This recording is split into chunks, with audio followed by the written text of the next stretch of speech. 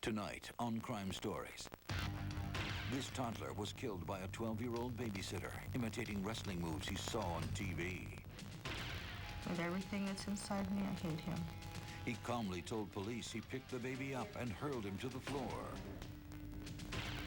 What caregiver leaves an 18-month-old in the care of a 12-year-old?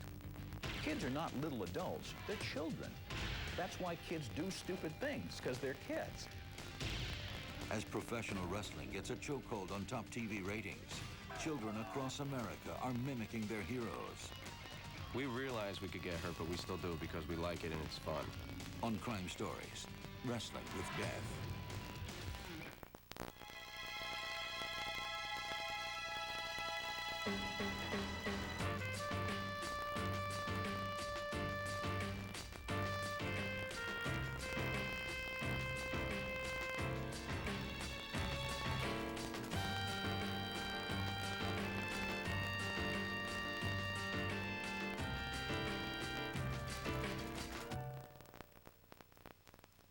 This is Crime Stories. I'm Catherine Cryer. Professional wrestling. Is it really a sport? Is it pure entertainment? Or is it an out-of-control money machine that's teaching our children very dangerous lessons, perhaps even how to kill? Tonight on Crime Stories, the debate over wrestling's impact on kids and one family's tragic tale.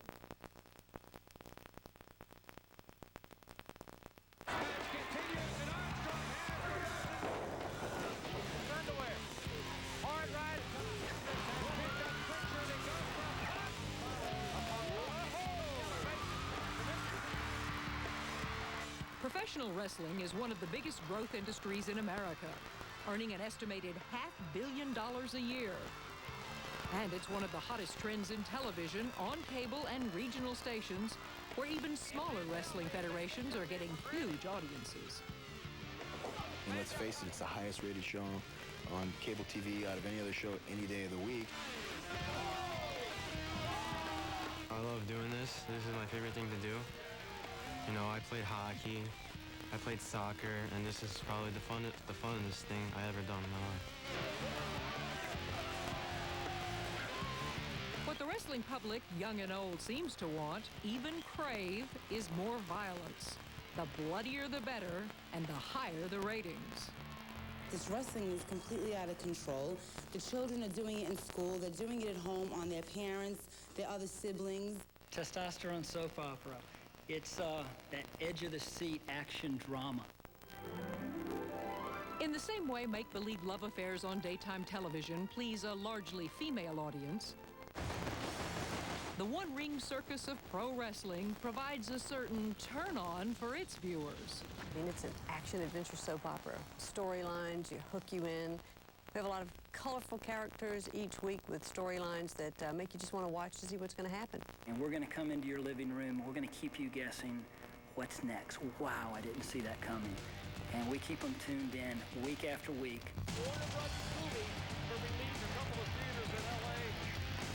Like any soap opera or sport, there are superstars. Charismatic heroes that you love to love, and devilish villains you love to hate. To be a superstar in this business, you have amazing athletic ability, and you have a charisma. You have it. And they take to you, and they cheer for you, and they yell. Whether you're a good guy or a bad guy, they care, and they're going to tune you in. When wrestling's really big as it is now, there's people who want to learn to be wrestlers. You know, because they want to be, you know, on TV and be stars. There's a great lure to that. It's no surprise that impressionable kids buy into the dream and try to emulate their wrestling role models. The walk, the talk, even the outlandish look. But kids really get into trouble when they try to mimic the dangerous moves they see on television. Police say that's exactly what happened in Dallas, Texas, where a 3-year-old boy died when his 7-year-old brother used a lethal move called the clothesline. When Detective Gabriel Grimes interviewed the 7-year-old, he gave the boy a doll and asked him to demonstrate what happened. He places his arm underneath the doll's chin, pulls the doll up off the ground, and then while the doll is still in the air, the child falls onto the doll. And a move that I assume is very common among wrestlers. Dallas police say the clothesline caused severe brain swelling leading to the toddler's death and shattering a family where brother killed brother. The 7-year-old told police he was just copying a wrestling move he saw on television and didn't mean to harm his baby brother. No charges were filed in connection with the case. Kids say, well, you know, they get up from this. Why, you know, if I do this on a friend, he'll be able to get up from it. You know, that's the problem is we think that kids have a certain mindset and certain sensibilities that they don't have. Kids are not little adults. That's why kids do stupid things, because they're kids. And in Broward County, Florida, 6-year-old Tiffany Unick died. Her family says she, too, was a victim of wrestling. I lost a child, my only child. Very dear to me. Love Tiffany. Nothing is going to bring my child back. A 12-year-old boy, a friend of the family and an avid wrestling fan, allegedly battered little Tiffany like a rag doll, practicing a series of wrestling moves on her, inflicting 30 contusions and detaching part of her liver. The boy was charged with first-degree murder. Variations on the same violent scenario are playing out in other communities. In Hudson County, Georgia, Sergeant Charlie Ward pops a video in the VCR and hits the play button. The tape is Exhibit A in the death of 15-month-old Ramon King. He died of massive injuries, both to the head and to the chest. Prosecutors say when little Ramon's mother went to work at this local supermarket, she left her baby and several older children with a friend, 24-year-old Earl Rose. But Rose went out for a pack of cigarettes and turned on a wrestling video to entertain the children while he was gone. When Rose came back, Ramon was dead. Police say he was killed by a 4-year-old who may have imitated what he saw on the screen. He said that he was trying to kill some roaches, and in doing so, he was jumping on top of the baby and trying to kill some roaches that he had seen on the baby. This 4-year-old, that day, is sitting there watching pro wrestlers slam each other around, and there are no consequences.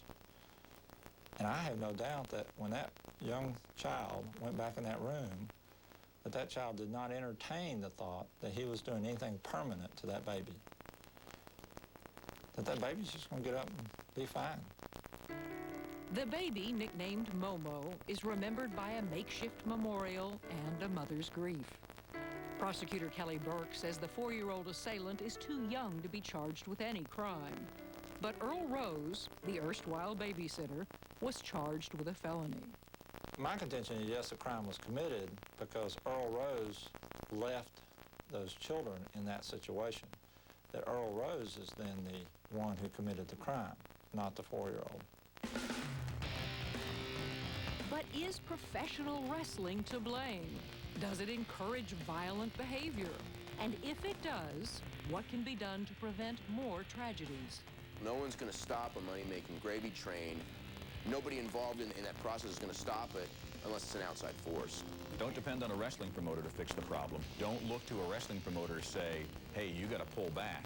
Because the lesson that a wrestling promoter learns is that the further you push things, the further you push the envelope, the better your ratings are going to be. As warring wrestlers compete inside the ring, their sport competes in the television rating wars, head-to-head with major events in mainstream sports. And these outrageous gladiators in national and regional federations are outrating everything except pro football, the All-Star Games, and the World Series. And a percentage of the viewers are children. The World Wrestling Federation is king of the Wrestling Hill, a publicly owned company traded on the New York Stock Exchange. Our programming isn't marketed to children. It happens that children do watch our programming, yes, but we don't market it to children. The WWF's biggest competitor is the WCW, World Championship Wrestling, owned by Ted Turner and Time Warner. Time Warner is also a part owner of Court TV. The show is geared toward males 18 to 49, so your programming trying to entertain an adult audience. That's a lie.